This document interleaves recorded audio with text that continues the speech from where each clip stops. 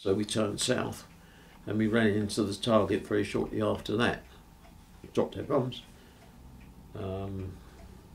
We'd gone in at about 12,000 feet. By the time we came out of the target there, we were down to about 10.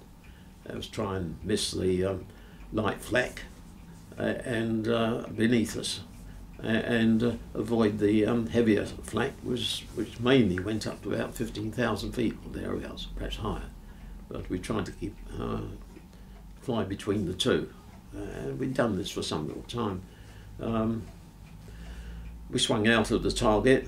The pilot had already got the exit course. I gave it to him before we actually went into the target area, and so he knew what he had to do there. And we were 4 or 5 minutes out of the target area on our way home, and the rear gunner then called out, "There's a fighter behind us. It's ME-110, twin engine. He's sitting there shadowing us." So we had a conference over the intercom between us, and it was generally suggested, and the pilot agreed. It was his decision, and finally said we would try and scare him off. So the rear gunner and the mid-upper gunner let fly at the fighter. Now, he was 500 yards or more bit back, which is rather a long throw for a 303 machine gun. The drop possibly made it difficult.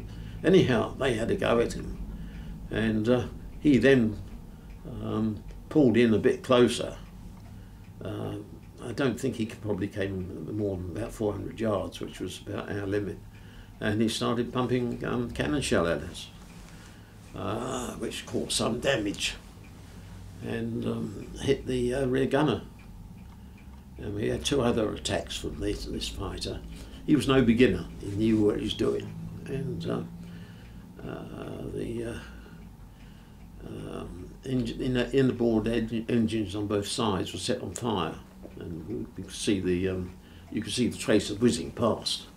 It was wonder those of us up in the front weren't hit, and the pilot, he was the one who got some an armoured back, but to his seat, but none of us in the front of the aircraft were hit. Neither was the mid-upper. So it was the poor rear gunner who took the packet.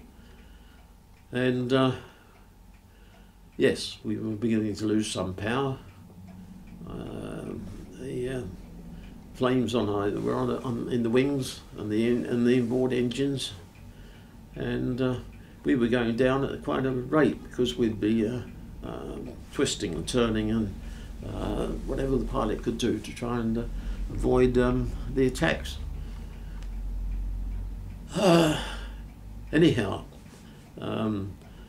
this ME-110 sort of disappeared from our view, or from whoever was trying to look for him, and we started getting down quite in a lowish sort of level, and with our speed had been quite terrific on the down gradient that we hit. Later, when I met the front gunner after the war, then he said we were touching nearly 300 miles an hour. I thought, I still don't really believe that, but we certainly were going fast. And the pilot said, everybody out, abandon the aircraft. We'd practice this a little bit, especially for getting out if we were ditched. But the escape hatch was right underneath my seat at the navigator's position. The table was there, big table. And I was sitting here with the charts and the G-box and what have you up here, and the other repeat instruments. And the escape hatch was down underneath my seat. So whisked the seat away, and we had the trapdoor up. And by that time, the front gunner was out there standing by me. The radio operator had been sitting to the side of me, underneath the platform where the pilot was, and we passed the main pilot's parachute up. It was sitting more or less just behind me, and next to the steps. And then it was time to be out. He said, "Come on, hurry up." So I got the parachute on, swung the legs out over the opening, dropped the bottom not quite onto the edge of the opening, and before I actually got it down, I had felt a shove on my shoulders, and I was gone. It was a decent shove from the front gunner. He wasn't hanging about, neither was I, if it comes to that, but there you are. So I went out, slid underneath, more or less horizontal. The slipstream caught me, and I saw the tail part of the aircraft passed over. That's the last I saw of it, as such.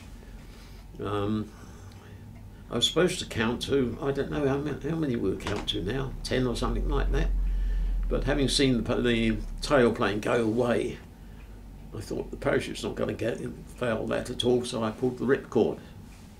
And by that time, I expect there was a couple of others who had already got out. But